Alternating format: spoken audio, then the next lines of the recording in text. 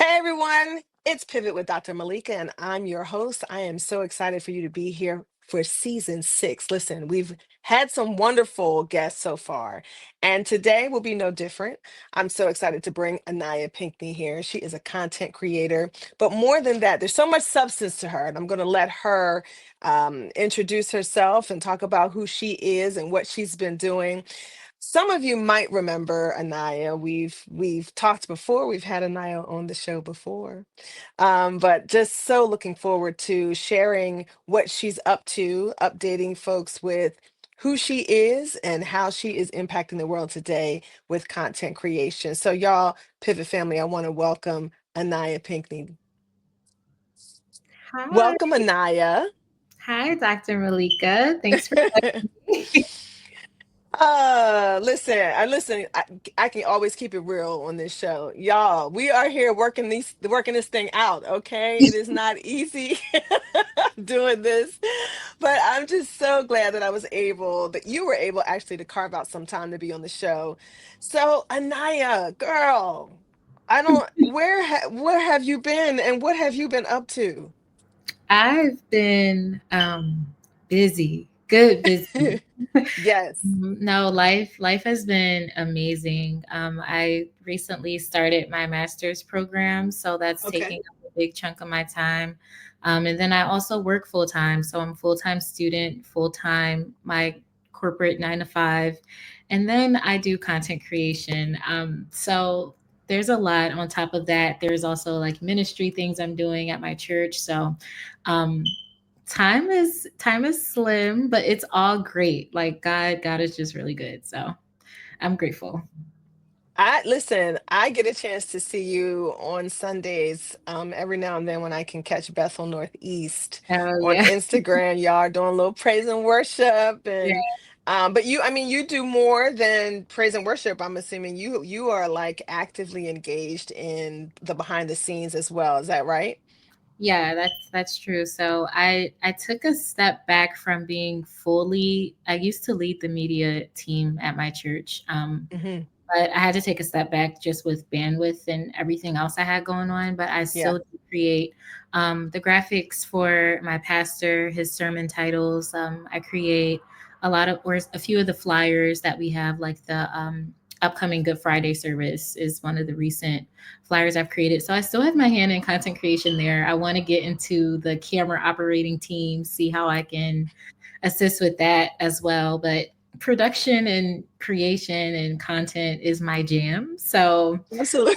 that's never really like a burden. So I can always like carve out time to do things. Yeah. I love that. I love that. I want to just switch over to, content creation and really hone in on some of the things that you're doing. If you don't know, okay, you will know today that Anaya is on TikTok, and Instagram.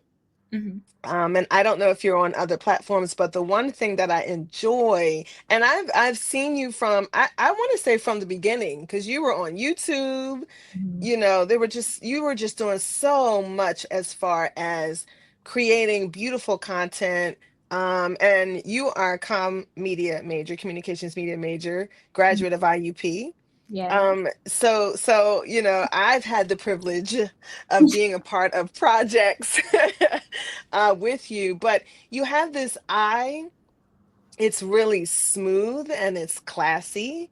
And I want you to talk a little bit about how you pivoted into content creation and doing it in such a way that you are much more, I would say, consistent Mhm. with content creation. So, talk a little bit about that.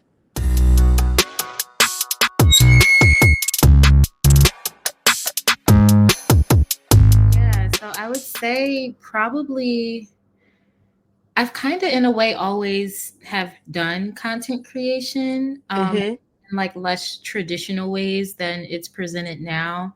Um, Right. Then when I was at IUP during my undergrad time, I was on a TV show there, working production in front of the camera and behind. So I can date back to middle school or elementary school. I was doing the morning announcements on the PA system. So it's Yeah. it's always been kind of engulfed in, you know, who I am or my hobby, what I enjoy doing. Right.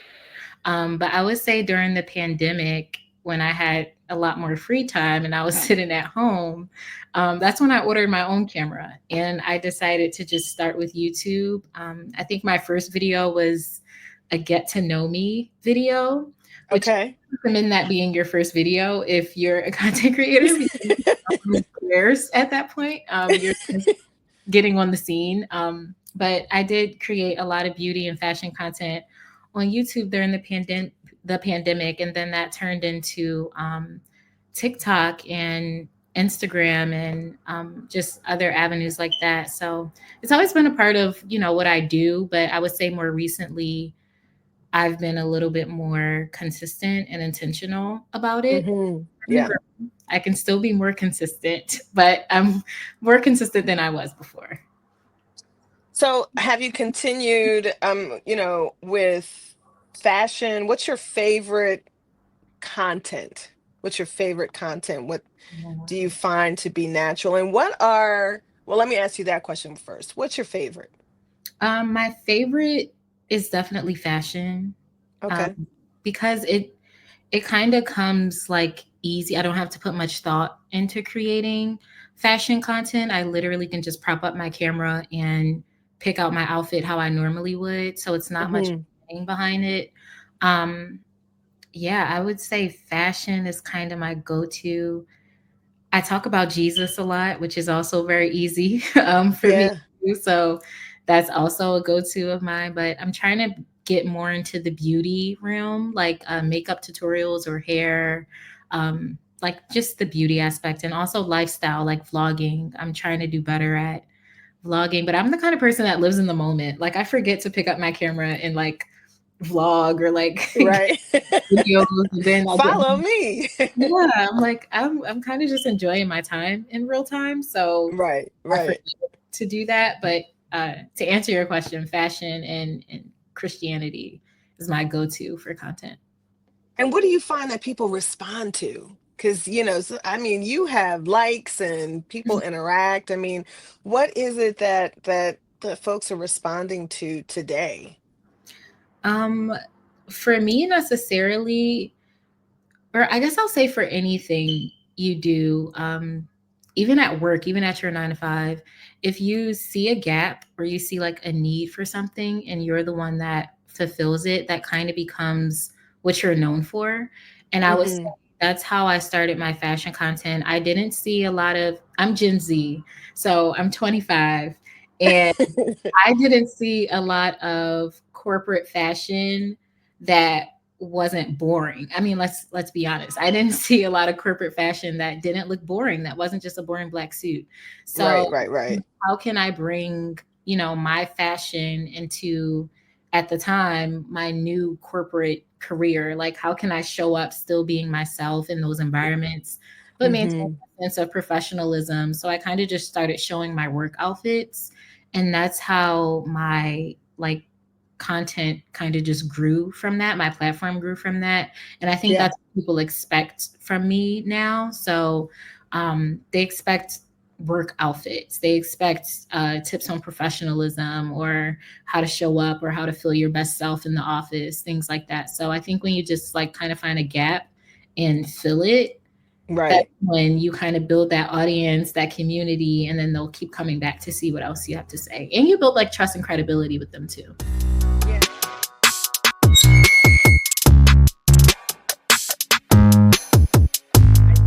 I like something that you said.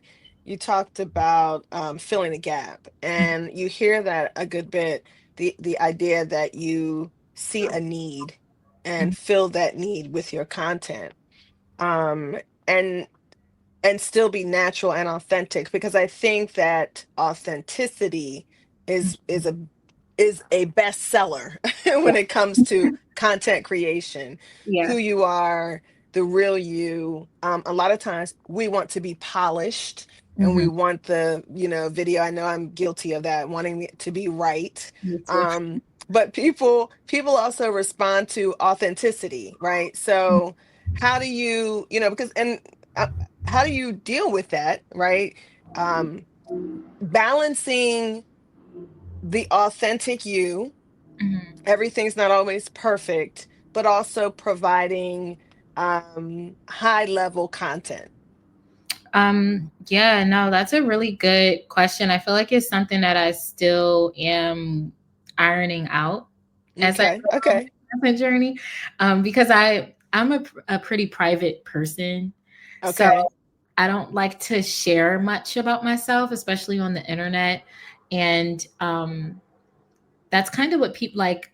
There are a lot of parasocial relationships in Okay. content, like relationships where, people build an idea of you or they have their own relationship with you that is very one sided because we are strangers and we don't know each other. Right. I have no idea who you Yeah, are.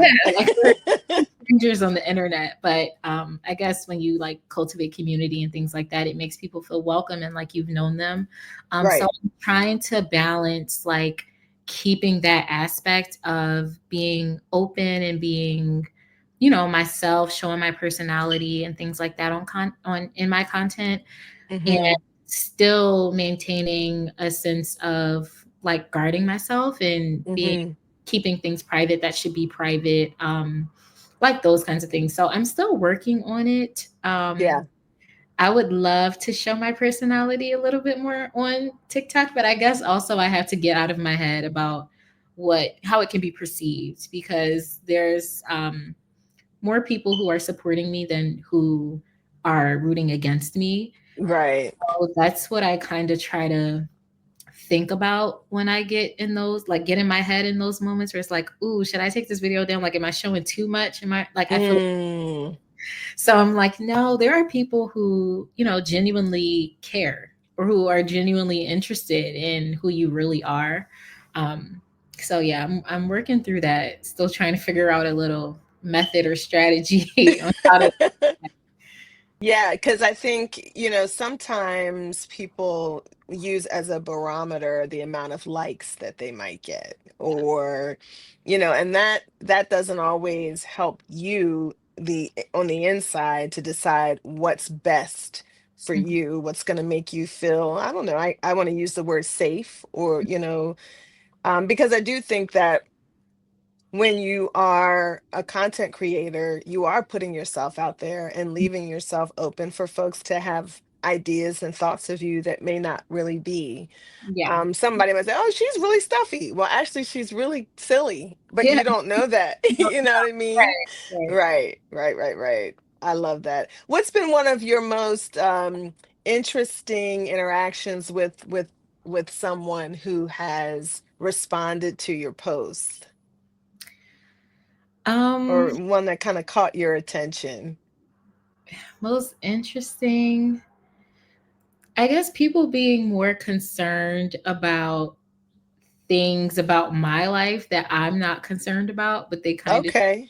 like, for instance, when I post my work content, I have on my work badge, but my badge doesn't say the company I work for. It doesn't say Okay. my role. It doesn't say my it just says my first and my last name, which is my username on all of my social media platforms. So it's Right. not new information, but every once in a while I'll get someone who comments like, oh, like, you must want people to come to your job, or you must want people to start stalking you, or people are crazy and you have your badge on. And it's like, while I understand you may be coming from a very kind place or a place of Right. concern for me, um, even when I explain, like, oh, thank you, like, I remember I explained to someone how the information on my badge is the same information that's on my social media handles. And Right. someone else commented to the person that originally commented and was like, don't worry, she'll figure out soon enough, or don't worry, she'll see for herself one day, or something like that. And it's like, You're like, get off my page. like if you were trying to be like, look out for me, I don't know. We're strangers. And Right. Right. unwarranted unwarranted advice or unsolicited advice, Right. which, I mean, yeah. So that things like that are interesting. When I post about God, I get comments that are probably arguing what I'm saying or want to pick an argument or want me to kind of defend Right. faith in that kind of way, which I Mm-hmm. want to come with, even if I don't post about it. Like that's just a part of being a Christian. So I don't really take that too hard, but Right. yeah, there are some interesting comments I get in the mix sometimes. I would imagine because people, I think when you're on social media, people just they feel like it's an invitation. I Mhm, mean, and if the comments are open, it's an invitation, but it seems that you are steady and very consistent with um your content. mhm. It's I always think it's very, very classy. And I always love that. Thank you. So I appreciate that. I want to switch gears a little bit because I know that I was reading here, and I will read it. In April of 2024, President Biden signed the Protecting Americans from Foreign Adversary Controlled Applications Act, which mandated that foreign controlled applications like TikTok divest from their parent companies by January 19th, 2025, or face nationwide ban. And that was huge. I mean, people were freaking out Yeah. about their platform, their page, their content, their income. Mhm, It just really made an impact on folks in such a different way. And it made the news cycles. I mean, CNN, MSNBC, and everyone else was talking about this for days. I mhm, mean, for days. Oh, How did, and I think this is the business side mhm. of being a content creator. How did that news impact you? And even impacts, maybe you might have talked to other content creators, but how did that impact you as far as your, uncertainty, um, your privacy, your information, all the content you've created? Talk a little bit about how that impacted you.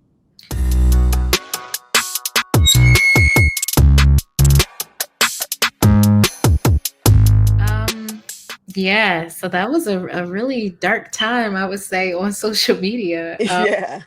I remember it wasn't even, I can't remember the exact date, but whenever they announced that it was going to shut down, they didn't even wait until midnight. Like it was like 11:30 and we were all scrolling and we got a notification like basically exit out of TikTok. And I remember just leading up to that, so many content creators, like there was one creator who was having a funeral like on her page for TikTok. Like, it Wow. was just a really big deal to so many people, and I understand that because a lot of people quit their jobs to Yeah. pursue content creation full time, so they are dependent on it for, income. Um, Hmm. I would say me personally, it it kind of scared me a little bit, Okay. for the same reasons as everyone else. So for me, content creation is a hobby that Okay. turned into something that I was able to monetize. Hmm. So I'm not dependent on it for, to live or to provide or to get income from that source. But it did make me a little nervous about control and kind of just like the freedom for influencers to create or content creators to create, what those stipulations would look like, because I, I feel like TikTok was the one place that everyone was just themselves. Like Yeah. Instagram is very stuffy. Instagram is very strict over there. YouTube is very, very different. It's long form content rather than the short Hmm. form on TikTok. So TikTok was just very unique. And to me, it just made me a little nervous about the future of, how are we able to express ourselves? Right. Wouldn't really stress about, oh, this is how like I make my money or this is how I do so and so. But I think it was mainly that aspect for me. But I understand, and people are completely valid for their thoughts and their concerns about, income that are solely dependent on it. So I did think about those content creators too. I have a lot of mutuals who we follow each other, some of which I've met in person, we've hung out, we've given each other tips, who do content creation full time. So I did think about my friends in that way, like, Hmm. but I would say out of it, and while we still don't know, I hope you can't hear my dog, but while we I still, can, but that's the realness. It's uh, authentic, right? It's okay. I'm It's sorry. okay. Um, but while You we want to still, go get your puppy? no, let's leave her where she is. I need a break from her. But no, while we still don't know the future, Hmm. while it's Hmm. in the air, I will say the good thing that came out of that was it kind of woke a lot of content creators up. I would say, Mm. me Okay. specifically, um, there are so many other platforms that you can monetize on, or that you can, connect with your communities on. And a lot of us have, concentrated solely on TikTok or made that our main thing. So I feel like the lesson out of it for most of us was to not put all of our eggs in that one basket, like to That's utilize good. YouTube, to utilize Instagram, to get more consistent on the other platforms. Because any one of them can be taken away at any single moment. And then you've lost your community. So that was, yeah, it was a hard time. I hope it doesn't go away again, but I vividly remember that day. Yeah, that was huge. And I think what did come out of it, I recognize, and I won't say the names, but there were other um content, there were other platforms that while TikTok was being threatened, there were other platforms that were coming up that were new to the social media scene, who were saying, hey, even though this might be happening to TikTok, jump on over here, right? But it was just interesting to see. But I do think that what it showed us is that there are many other platforms and ways to get content out there.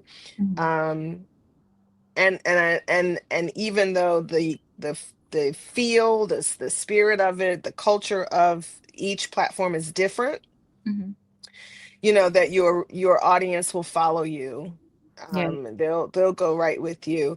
I was just looking at a few of the content creators on TikTok. Again, some have made from like 5 million to like $17.5 million. And I'm looking at this and I'm scrolling and I'm saying, well, what am I doing wrong here? But I think that um, what we do see is that content creation does create revenue. Mhm, And sometimes you have to come out of yourself. Some people come out of themselves to create revenue.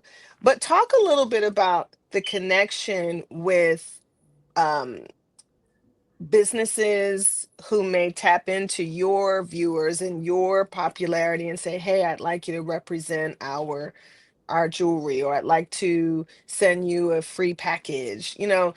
That doesn't happen to everyone, but how talk a little bit about how that does happen or how it could happen.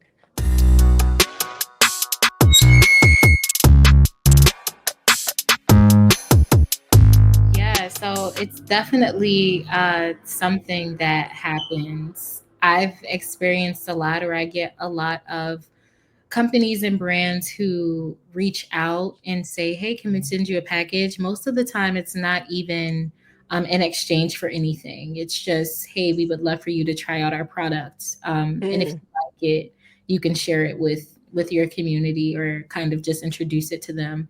Um, I would say that comes with you making yourself a brand, like making yourself recognizable on these platforms, or like kind of having something that is your thing. Because brands in that same niche will reach out to you and kind of want to collaborate or partner with you to share their products. So for me, my thing my big thing is fashion.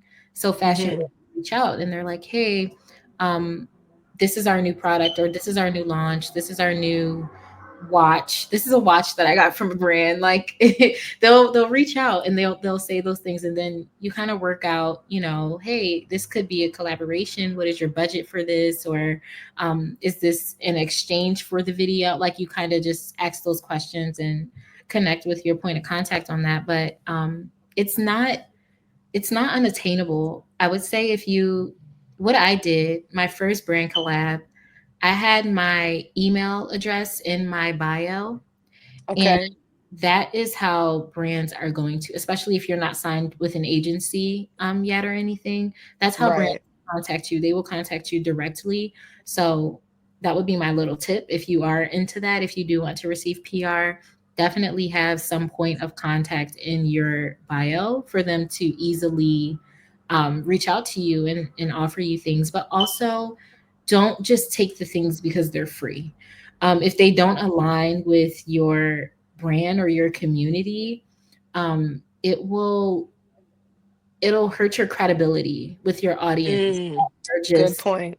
selling these random things. It seems like you're doing everything for money, or you're doing everything in exchange for a free product. So I would say be like mindful of what your brand is or what your audience looks to you for, with your partnerships as well with brands. So when you think about, how you went about doing, how you went about your first collaboration, what advice would you give someone who, I mean, I guess not advice, but would you recommend that someone tag a business or a brand that they would like to collaborate with, or should they just be consistent, build their brand, and wait until someone reaches out to them? If it's a brand that aligns with your brand and a brand that Hmm. you really want to work with, I would say tag them. Especially if it's like clothing or anything like that. Even if you don't reach that brand, you'll reach a brand. Like other Oh, brands that's good.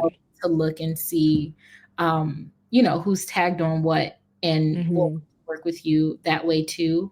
But even brands aside, it helps with your community, because they're going to, if it's a fire outfit, they're going to ask you where your outfit is from.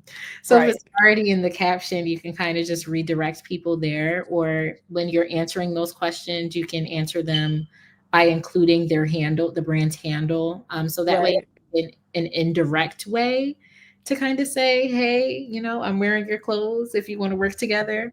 But it Yes, proves to the brand that people are interested and people are asking where this item is from, and it's from whatever brand it is. You can right. kind of prove and kind of pitch yourself based on your interaction and your engagement, and how you're able to redirect people directly to them. So I would say yes, do it. If Hmm. it's a brand that you really want to work with. I shot my shot with Skims. I DM'd them and I said, hey, I would love to do a campaign, or I would love to be part of your new campaign. Is there any room? And surprising, well, I guess I shouldn't say surprisingly, but they were welcome to it, and we negotiated, and we built a ongoing relationship, and we had collaborations after that. So um, don't just wait around. If it's something you want, go for Yeah, yeah, go for it. I it. love that advice. I love that. I am someone who posts, I'm not talking about me. I'm saying let's just say I'm out there. I post sometimes. I might post my cousin and I, or my, when I'm walking or exercising or whatever. And I'm really thinking about being a little bit more serious about this. What other advice would you give someone out there who's looking for um just a nugget of wisdom? I would say, I mean, there's the common thing of be consistent, but to Hmm. go a little deeper into that, I would say know what you can take on, because you don't want to start something and then you fall off. And that's another way you lose credibility with your audience. So, for instance, you don't want to start and this is me talking about myself, you don't want to Okay. create 30 days of outfits and you get to day 12 and you're like, oh, I can't do it anymore. And you've committed and you've said that you were going to do 30 days of outfits. So kind of just be consistent, but don't commit to things that you probably can't take on or that Right. there's a chance you may fall off on. And then also plan, like while organic, authentic content is very good, Mm-hmm. kind of mix that in. Like when you get an idea in your head and you're able to sit in front of a camera and just execute it, do that. But also plan content for when you're stuck, when you have a creative block. We all have it. And you'll have a library of things that you can pull from so that you're still consistent and that you're still interacting with the algorithm and your community and still showing up in those places. So have a day where you film and edit, have a day where you batch create, have a day where you kind of just brainstorm ideas and make that Mm-hmm. work for your schedule so that it's easier for you to be consistent. I like that. I like that. So, Aniyah, I guess I shouldn't ask where can we find you? I mean, you're on TikTok and you're on Instagram, but at Aniyah.Pinkney. Mhm. That's where we can find you. And then I think I saw where when you go on your Instagram page, there's some wonderful content that if you click on another link, there's some great content there. Mhm. So I want to thank you for being here and educating the Pivot family about content creation and really just, providing some solid advice and recommendations to help folks be successful in their venture into content creation. Let me tell you something, times have changed.